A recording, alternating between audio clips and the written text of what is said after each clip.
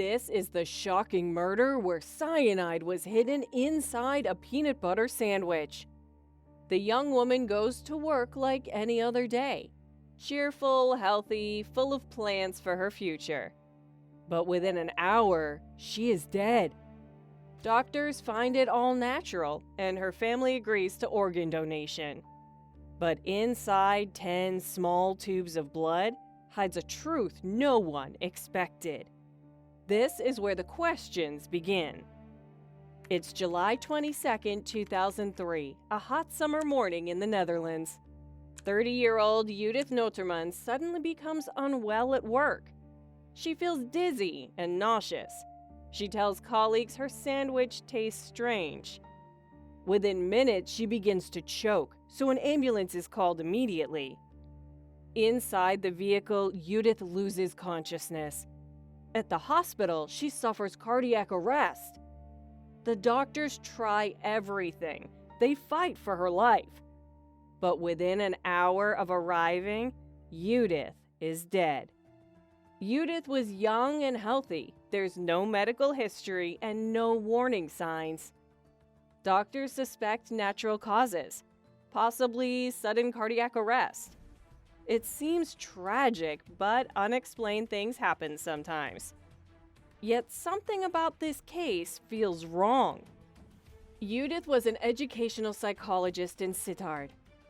She worked with autistic clients and their families. People described her as warm, open, and deeply caring. Born in France, she moved to the Netherlands as a child. Helping others was part of her identity. After a long relationship that ended, she found love again with Bart. Bart was quiet, reserved, and introverted. He worked as a chemist at a fertilizer factory. The two had been together for 4 years. They had just bought a house in Ireland. Judith wanted marriage. She wanted children and a peaceful future.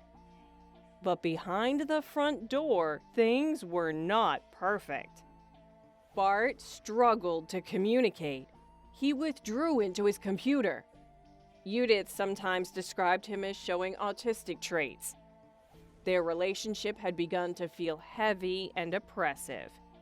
Just 1 week before her death, they argued. Judith even spent an evening at her friend's house. But at work, she remained cheerful. Nothing appeared wrong. Then came that morning. Bart woke up early. He prepared his own lunch, currant buns, and he also made sandwiches for Judith. Peanut butter and chocolate sprinkles. It was simple and ordinary.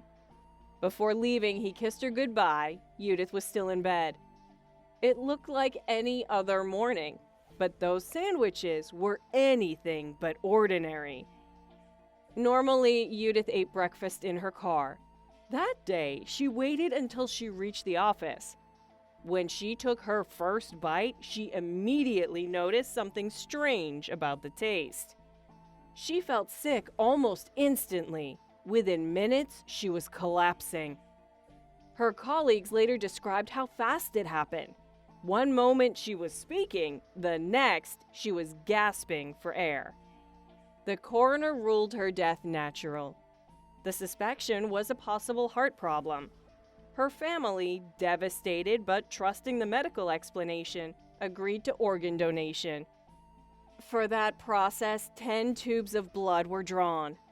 That detail would change everything. A few days later, during routine testing, a toxicologist noted something unusual in her blood.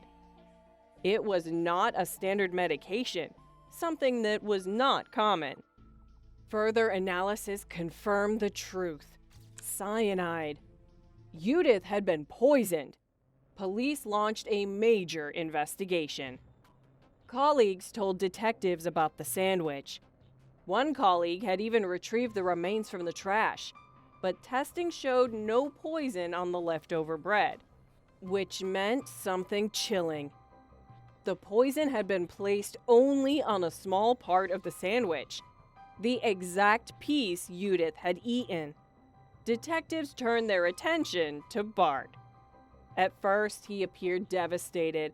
He stood beside her hospital bed. He cried. He told police they had just decided to get married, that they wanted to start a family. But when investigators examined his computer, everything shifted. 2 weeks before Judith's death, Bart had searched online for information about cyanide and other toxic substances. That wasn't all.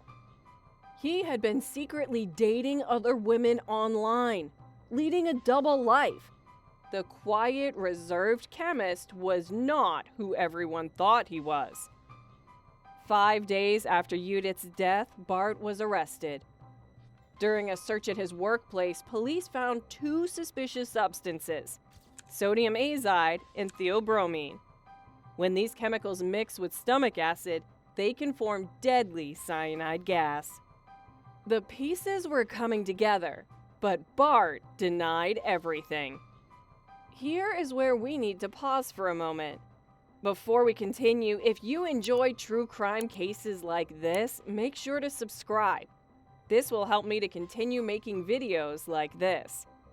Do you think this was carefully planned from the start? Or was something else going on? If you already have a theory about what happened that night, let me know in the comments. The interrogations continued. Bart stayed silent, calm, and controlled until the 14th interrogation. After weeks in isolation, something changed. His conscience began to weigh on him, so he broke down. He confessed. Bart admitted that he had spread the chemicals onto the sandwich, only on a small section, just enough to be lethal. He had smuggled the bottles home from work, hidden in his sock. Later, he threw them into the bushes. Police recovered them exactly where he said they would be. The poison worked exactly as he intended. Sodium azide converts into cyanide inside the body. Cyanide blocks the cells from using oxygen. The heart and brain shut down rapidly. There is almost no time to react, and there is no effective antidote once it progresses that far. The method was precise, carefully controlled, yet clinical. But the biggest question remained: why? There was no large insurance payout, no financial gain, no massive public argument, and no dramatic confrontation. Investigators began to see a different motive. Bart wanted out. He was secretly speaking to other women online, planning a different life. Judith wanted marriage. Then comes commitment, children, and high responsibility. Bart didn't want a confrontation. He didn't want to break up openly. He didn't want to appear like the bad guy. Instead, he chose something far darker. It was a murder designed to look like natural causes. If not for those 10 tubes of blood drawn for organ donation, the cyanide might never have been discovered. The death of lively Judith would have remained a tragic medical mystery. The simplicity of it all is what makes this case so disturbing. The peanut butter sandwich, a normal morning, and a goodbye kiss. And hidden inside, death. The Dutch courts were stunned by the cold-blooded nature of the crime. The court in Maastricht initially sentenced Bart to 6 years in prison, plus TBS with compulsory psychiatric treatment. For those who don't know, TBS is a Dutch penal measure meant to treat offenders with severe psychiatric disorders to prevent reoffending. The prosecution found the 6-year sentence far too light for a premeditated murder and appealed. The appeals court in 's-Hertogenbosch agreed and increased his sentence to 8 years in prison plus TBS. But for Judith's family, the damage could never be undone. She had dreams, plans, a wedding, and children. Instead, her life ended in a hospital room because of a decision made quietly, coldly, in a kitchen before sunrise. In cases like this, evil doesn't always look dramatic. Sometimes, it looks like breakfast. Judith trusted the man who prepared her food. She trusted the life they were building together. But behind silence and secrecy, something else was growing. This case reminds us how fragile normal life can be. Danger does not always shout. Sometimes it whispers. What drove Bart to do this? Fear of confrontation? A double life? Or something even deeper? Let us know your thoughts in the comments.